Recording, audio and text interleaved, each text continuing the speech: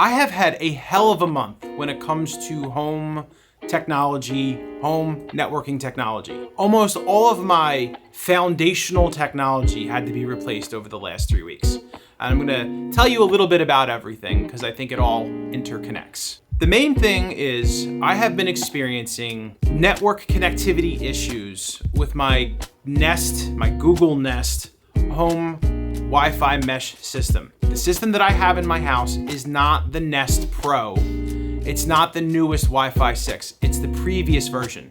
It's not the pucks. It's the little bulbs that have the Google Home Assistant built into it. It was a lovely system. I've had it for about 2 years and it worked just fine up until about 2 months ago. All of a sudden, the nodes would just consistently drop. I couldn't figure out why. I'd have to constantly reboot them. I started repositioning them around the house to see if I can get better signals and better connectivity. And sometimes I would get universally great signals. My particular configuration, I bought a bunch of extra nodes. So I had the primary router, which also worked as Wi-Fi, and I had 3 satellite nodes that I sprinkled across my house. And my house is only like 1,900, 1,800 square feet. So I had a router down in the basement, I had one up in the living room, I had one upstairs in one of the bedrooms, which I've moved around constantly to try to get better performance. FYI, I bought a bunch of these on Amazon.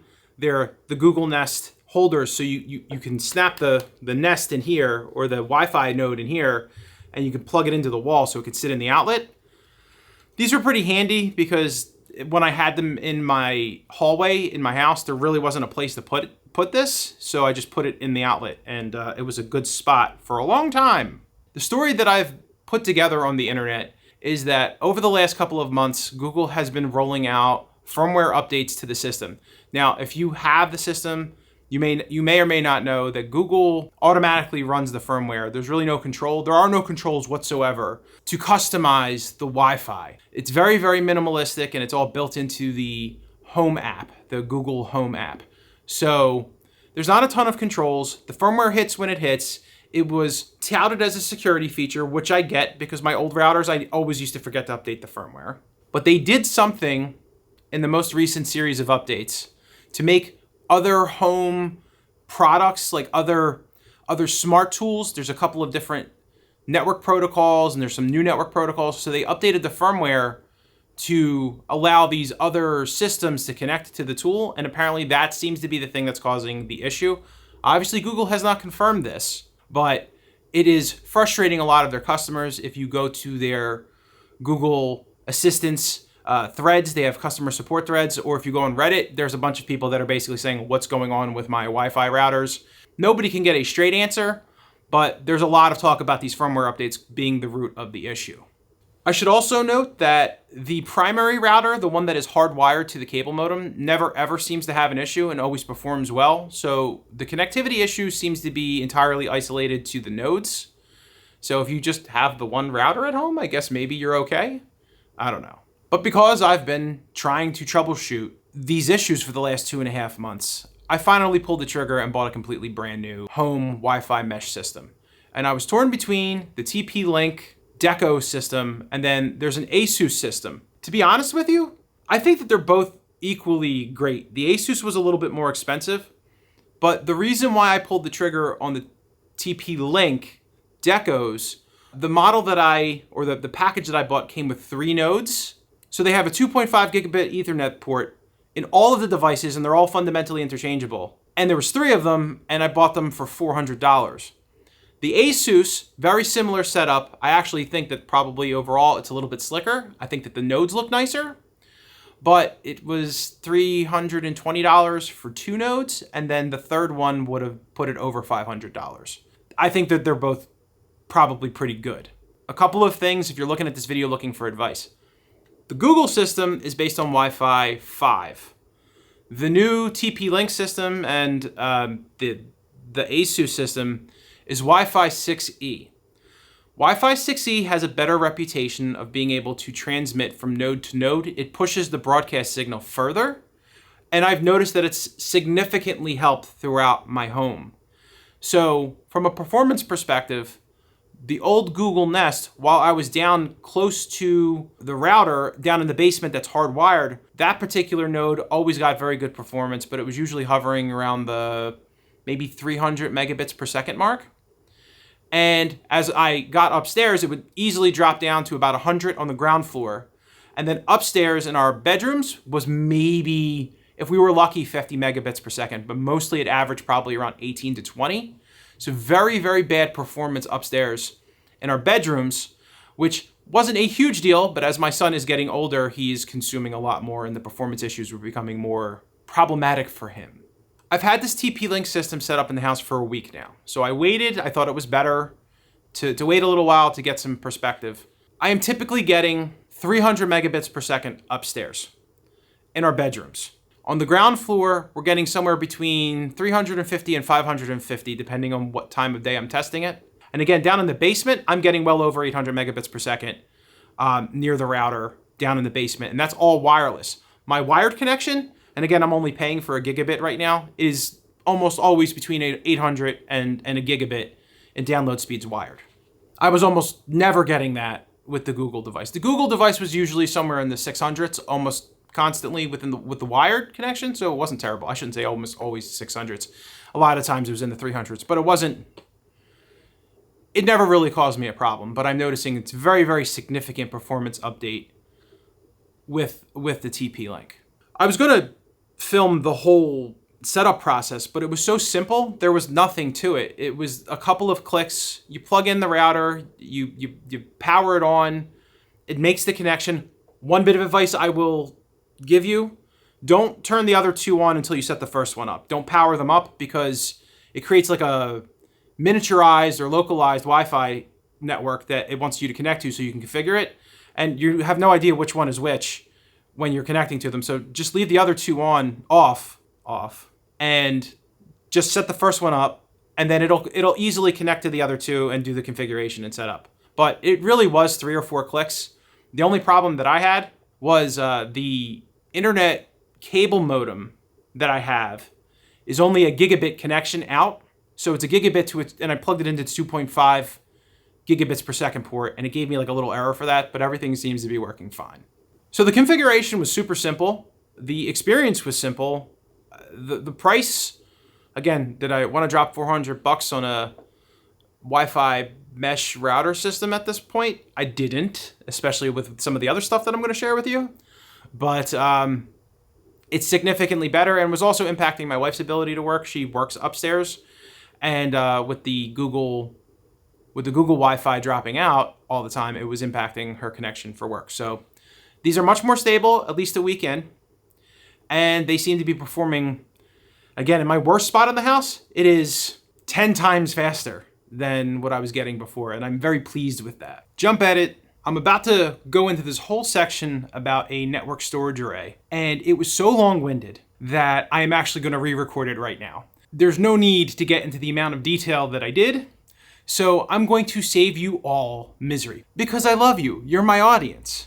While I was replacing my Wi-Fi network, I was also doing a modification to my network storage array. For those of you that don't know, a network storage array is basically a bunch of computer hard drives that are in a small box that you can connect to your network, and all of your computers can access this one box. So it's a mega box of storage, and you can keep adding hard drives in to expand the storage, which is exactly what I needed to do.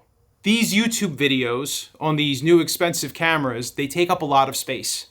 And over the years, I've had to add more drives, and every couple of years, you're really supposed to replace the drives because they wear out. So I thought it was a good time to replace all of the drives, use bigger drives to add more capacity to this storage array so I have plenty of space in the future for videos like this. But I ran into a problem. My network storage array was older, right? I've had it for a long time. And when I initially created the database, it didn't have certain features built into the original code. So I ran into a problem when I replaced the drives. Everything worked fine. It recognized the drives, but I wasn't able to expand the storage to the size of the drives that I bought. It was stuck where it was. And I opened up tickets and I did all this other stuff, but I ultimately had to basically copy all of the files off of that machine, wipe it out entirely, and start to re-add all of the old data back onto the new storage database. And while I was replacing the network and doing all of this testing, it was basically kicking the network's butt. And I was making a comment about that, and I referenced that in the rest of the video, so I'm making sure you know. Because I had almost a full gigabit of data that was transferring for the better part of 12 hours, it was wreaking havoc on the network. The node that was upstairs in my son's room was really taking the brunt of the damage. But everything's fine now. Everything works great. The system recovered, the database recovered, all the files have moved over to the right place. Everything is good, but the reason why I included it in the story was I had to replace my wireless network, I had to replace the storage array, the drives. There's another problem that I'm going to mention in a couple minutes in the video. So yeah, it was a rough month for me and home networking. Hopefully this condensed version is much better for everyone involved. Thank you. Back to the original video. And then the final insult to injury, I get a call from Comcast saying we're seeing there's issues with your cable modem. And I bought my own cable modem. And I highly recommend, by the way, if you're watching this, that you buy your own cable modem, because Comcast charges $15 a month for their equipment for just the modem. They charge $10 a month for each cable box or each TV box. So I buy my own stuff. I think it works better. I did it 6 years ago. I switched it out and I've never had a problem since, up until this day. I thought it would be a good time to upgrade that, and I did, and it's faster, and it's a newer model. So that also happened. So it was a bad month for networking equipment. I had to buy a new router, I had to buy new routers, I had to buy a new modem, I had to buy new hard drives for my storage array, and then I ended up having to buy an external hard drive to plug into my computer to back everything up because I didn't have enough space for all the crap that was on the NAS. Yeah. So I am still keeping an eye on the Google Wi-Fi routers. I want to see if Google admits that there is a legitimate problem. I plan on giving that away to a friend, and I'm hoping that there's not performance issues with the way that he's going to use it at home, which is not having 3 VPNs happening and much less people using it at the same time. So I'm hoping, and I'm gonna probably pull a node out because I think that was part of the problem, that maybe there were too many nodes in the house. I read that that could be a thing with the Google stuff. They interfere with each other. So yeah, I'm hoping that that works because that was not cheap and I don't wanna throw them out. So I'm hoping that maybe a less power user person gets a better experience out of them. I'll let you know. Well, I'm sure he'll let me know because he's gonna move across the street from me and he's probably gonna complain every single time there's a problem with it. Yay.